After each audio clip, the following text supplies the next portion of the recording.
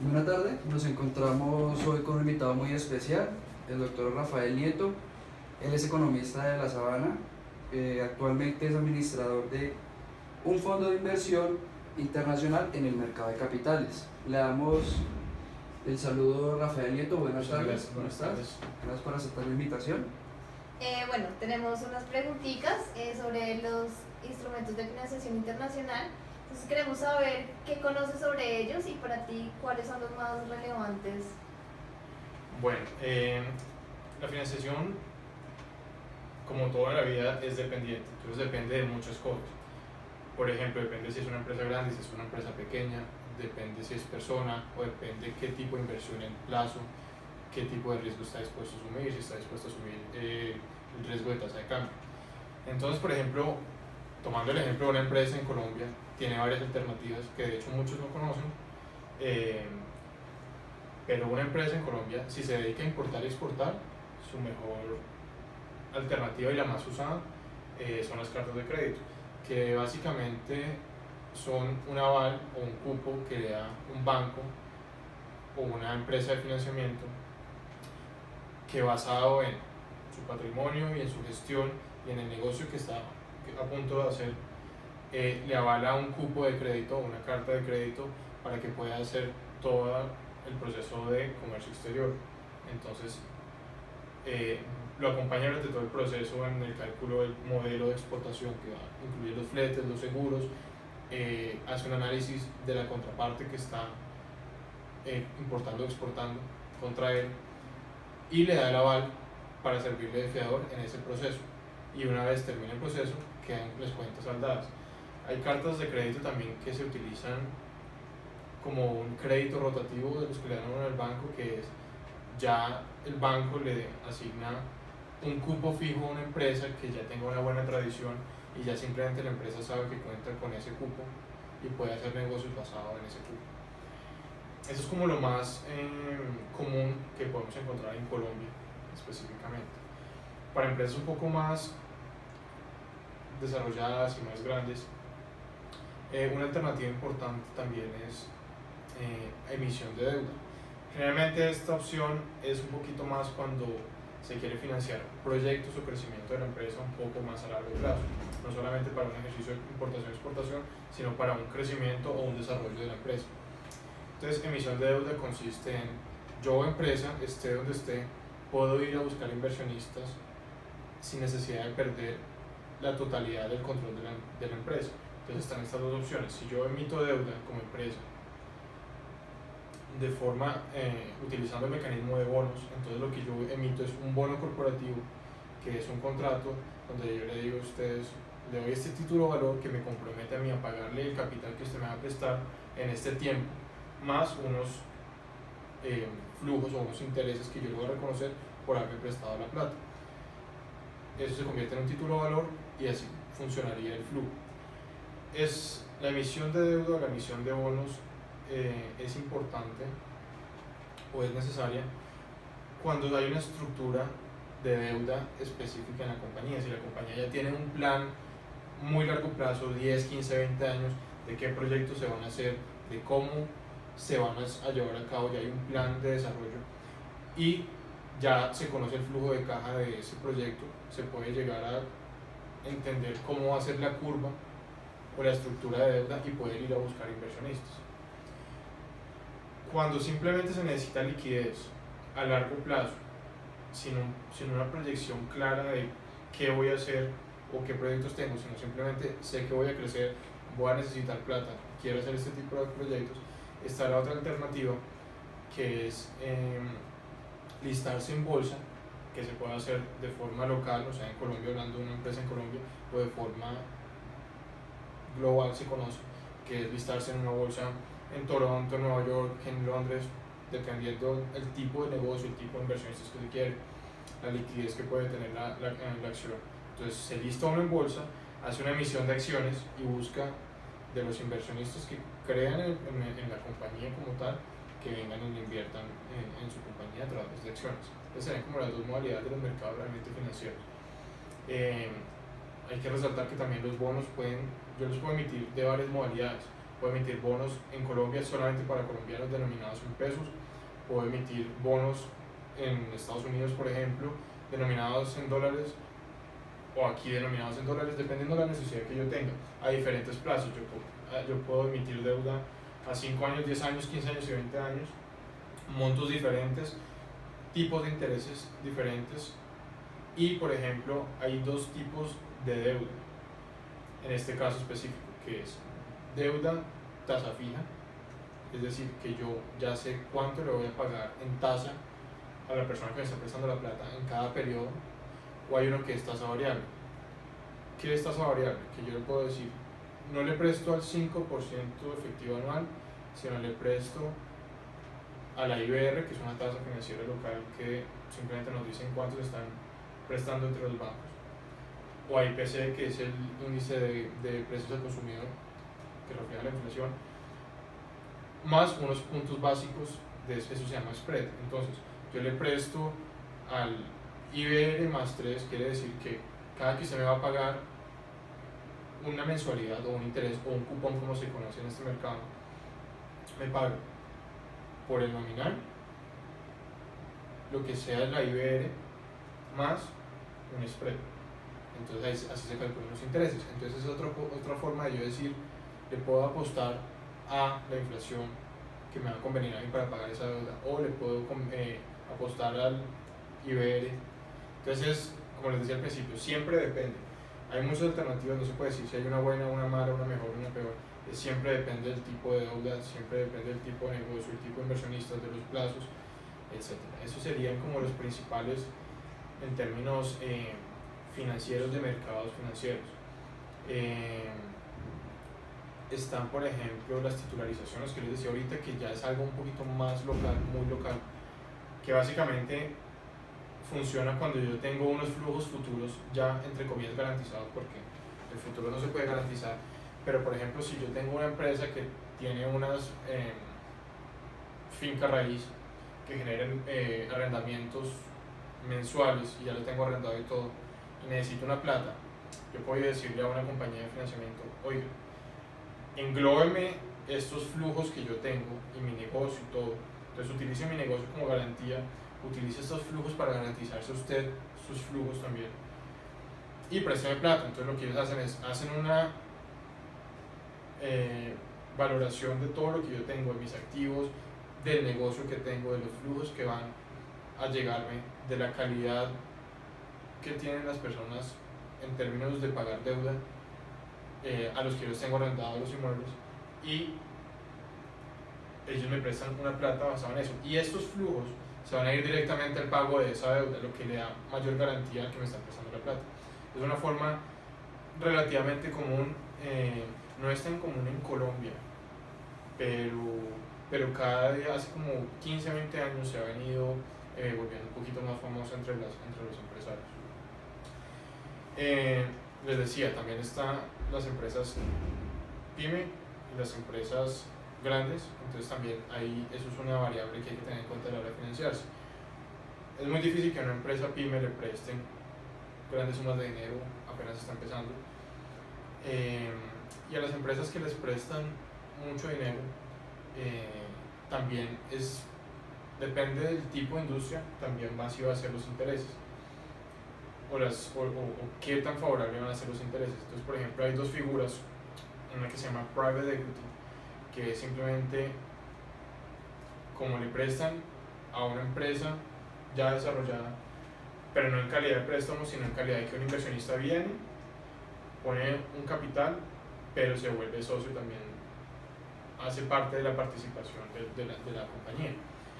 Entonces eso se conoce como private equity. Potencialmente la mayoría de esos negocios terminan en que la persona que viene a prestar la plata termina con toda la compañía al cabo de 5 o 10 años.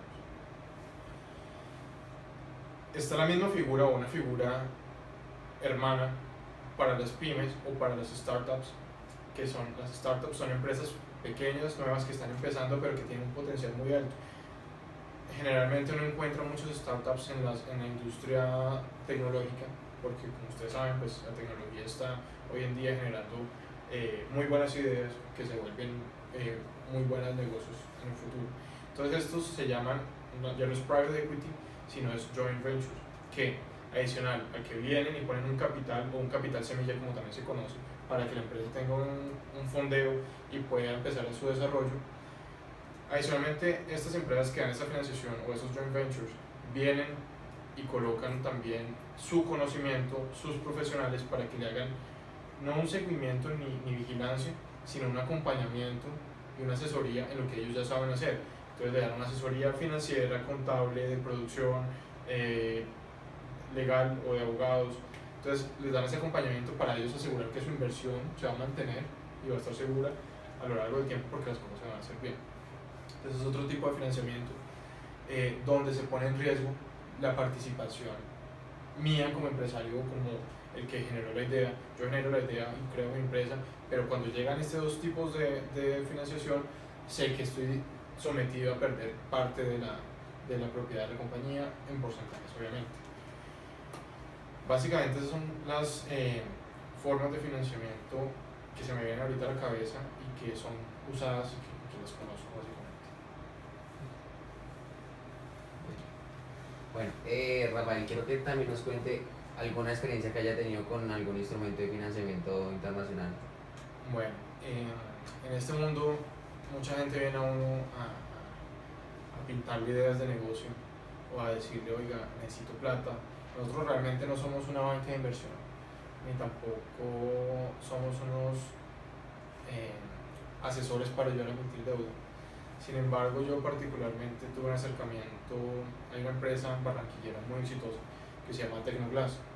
Tecnoglass está dedicada hoy en día a hacer vidrios para construcciones al por mayor.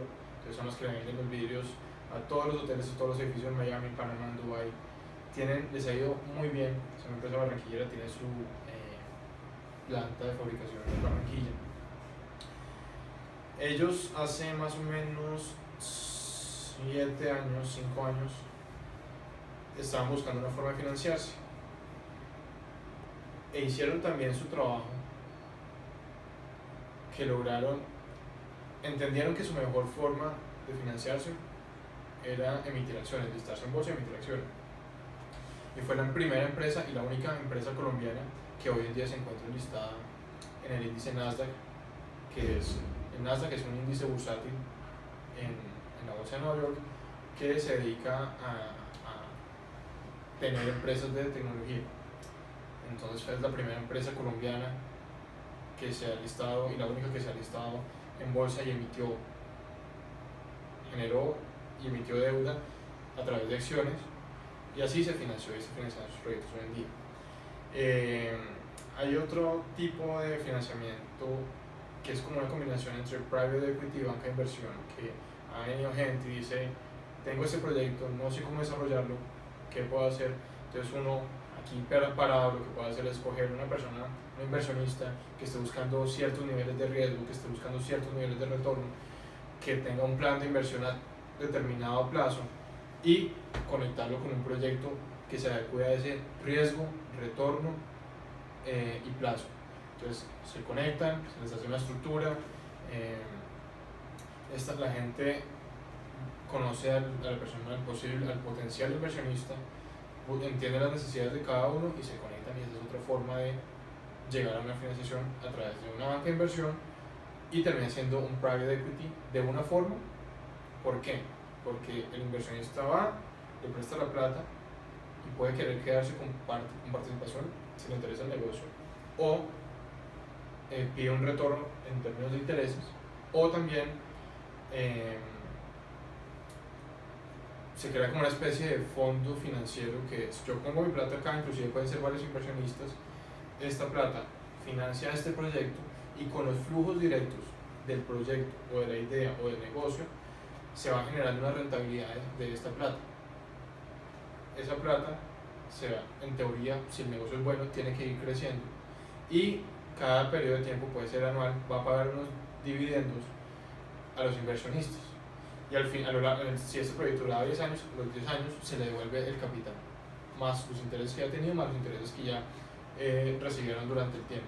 Eso es otra estructura de financiamiento que cada día más coge un poquito más de fuerza, no es tan fácil porque toca estructurar, toca conocer a la gente, toca hacer una evaluación clara, pero cada día más los proyectos grandes, proyectos inmobiliarios, hoteleros, pues de turismo, exploración, así por ejemplo se financian muchos proyectos de exploración de minerales o de petróleo o de gas energéticos. Esa es una forma muy común para que ellos se financien. Hacen un proyecto de exploración, solo exploración, cuando ya están seguros de que encontraron algo y de cuánto encontraron, lo que cuesta más es sacarlo. Se hace un proyecto de 10, 20, 30 años, vamos a sacar esto, se va a vender, esto va a tener los flujos, le voy a ir pagando, y la gente se mete a esos proyectos de esa forma, 10, 20, 30 años. Algo así funciona también con las concesiones viales, por ejemplo, cuando se hacen los peajes. Entonces los peajes es, cuando se hacen vías, entonces hay una plata que debe poner el gobierno, pero adicionalmente hay unos retornos futuros que van a generar los peajes, que el dueño de esa concesión es el que va a ser el acreedor, el que va a recibir esos rendimientos durante un tiempo. Entonces las concesiones sean por 10, por 20, por 30 años.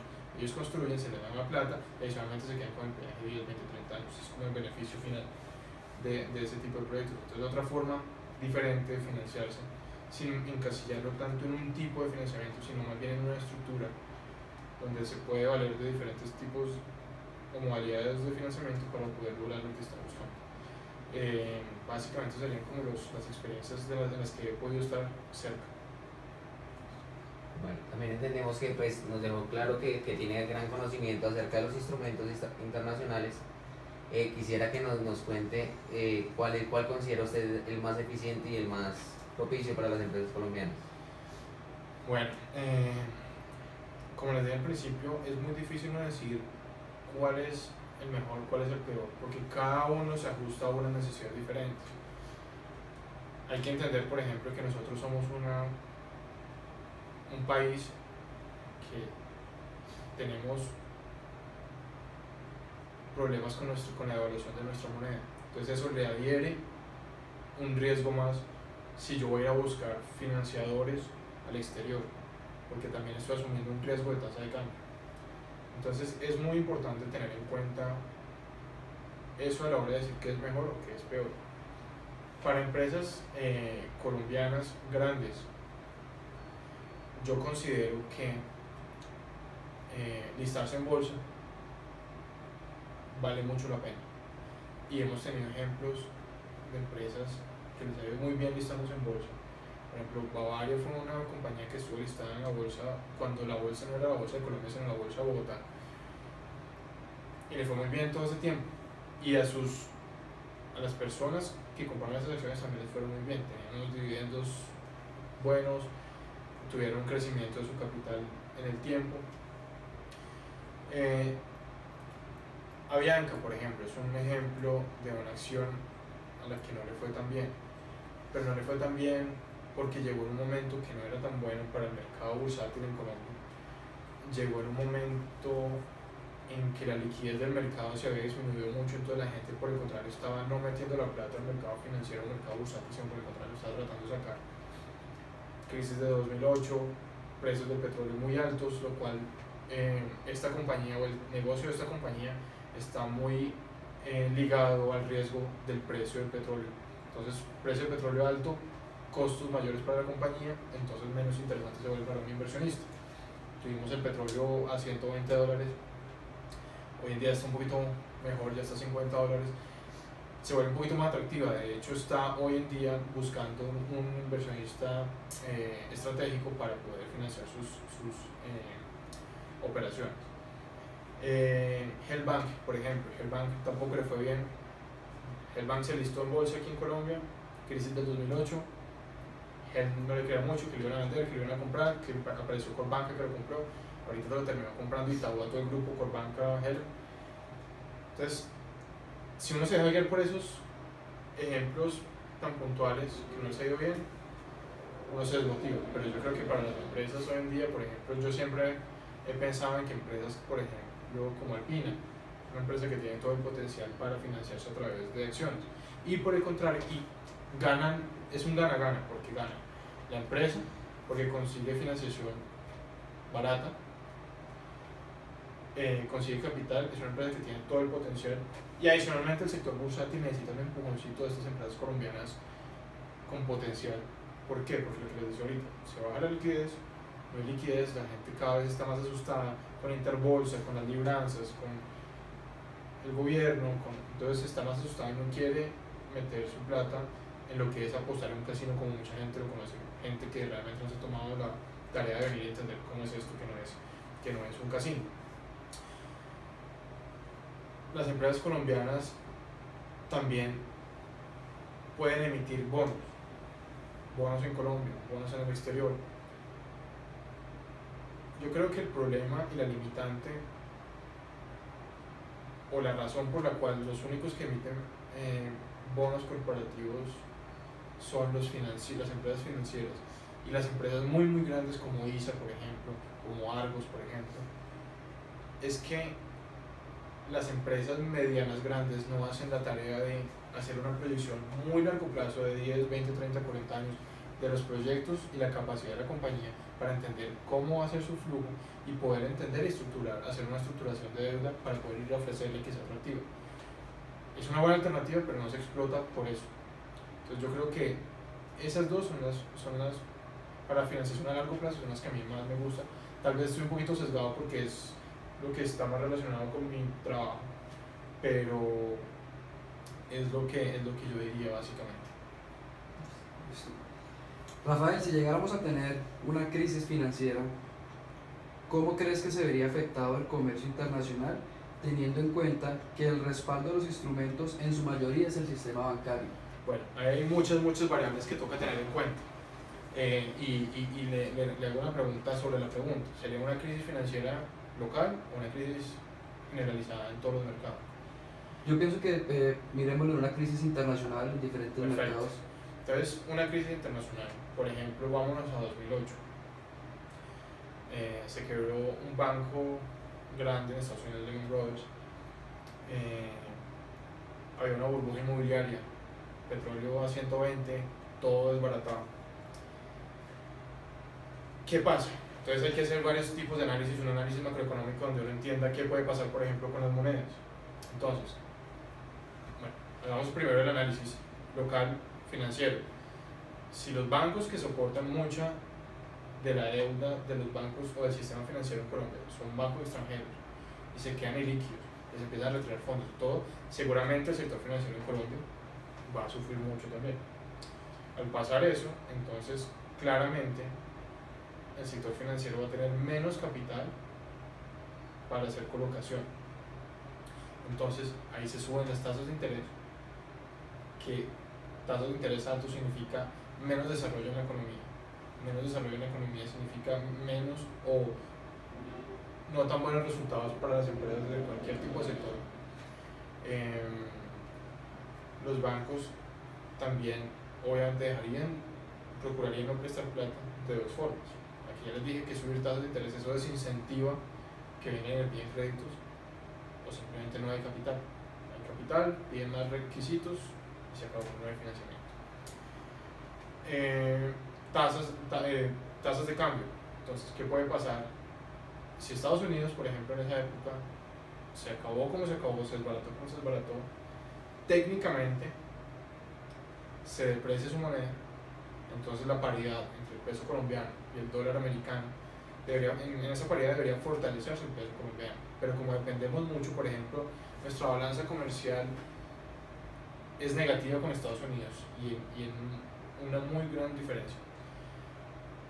Entonces dependemos mucho, entonces no hay esa recuperación de la moneda colombiana como para decir, me endeudo en Colombia solo con pesos o me endeudo en dólares. No se puede tomar tanto esa decisión porque nos afecta tanto que también pierde valor nuestra moneda, entonces pierden valor las dos en la misma magnitud. Sin embargo, si yo voy a buscar, por ejemplo, una empresa local, si yo voy a buscar una persona que me compre mi mercancía en plena crisis, entonces no voy a encontrar, porque la gente va a estar en recesión, no voy a encontrar quien me haga una carta de crédito si quiero importar algo tampoco, por ejemplo, para los exportadores e importadores que decíamos al principio.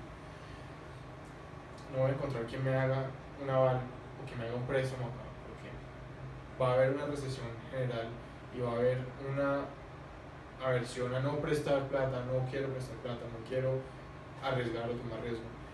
Entonces, ahí es cuando se genera la desaceleración generalizada. Entonces, tasas de interés caras, seguramente una pelea muy grande entre los bancos y el Banco de la República, como algo parecido estamos viendo ahorita, que el Banco de la República quiere bajar tasas de intervención para que la economía tenga un mayor crecimiento, porque estamos en niveles de crecimiento muy preocupantes. Por ejemplo, acabó de salir el PIB del primer trimestre y salió 1.1%, cuando las metas hace 6 meses del Banco de la República eran sobre el 3%, luego la bajaron al 2%. Entonces estamos en un nivel de crecimiento muy complicado, muy preocupante. Entonces, el Banco de la República pelea por bajar tasas para que se desarrolle la economía, pero los bancos no tienen fondos, no tienen liquidez, entonces no bajan tan rápido como está pasando en ese momento, no bajan tan rápido tasas. Entonces hay una distorsión entre la tasa de intervención y la tasa real que va al público, que es la tasa de los bancos. Entonces se desincentiva el crédito, no hay crédito, no hay liquidez, baja la productividad de las compañías, aumenta el desempleo, la inflación se puede bajar o se puede subir. La inflación tiene otros componentes que pues no vale la pena comentarlos acá, pero entonces empieza y se vuelve un círculo vicioso, porque al no haber empleo o al haber un mayor desempleo, ¿qué pasa con la cartera de los bancos? Se va a ver afectada y se va a ver castigada, porque como esta persona no tiene empleo, no tiene cómo pagar el crédito que tiene, y al que no le pagan el crédito al banco, entonces no tiene liquidez para volver a colocar. Se vuelve el círculo vicioso, y así es como se gestan las recesiones económicas. Entonces, la financiación claramente se va a ver afectada, porque las entidades que prestan plata van a empezar a buscar, como hay mayor riesgo o sensación de riesgo de incumplimiento, van a tratar de buscar o de colocar dinero a mayores tasas por el riesgo que en teoría están asumiendo. Entonces, como va a ser tan caro, van a ser menos efectivos y menos eficientes los productores o el que esté pidiendo el financiamiento, porque le va a costar más la liquidez. Entonces yo creo que ese serían a grandes rasgos las principales consecuencias que podría tener una crisis económica en términos de financiación. Listo. Rafael, muchísimas gracias por Muchas gracias a ustedes. Entrevista. Espero que les haya servido mucho el poquito que les comenté y bueno, que les vaya muy bien. Muchas Gracias. Gracias. ¿Les gustó o no les gustó? Muy bien.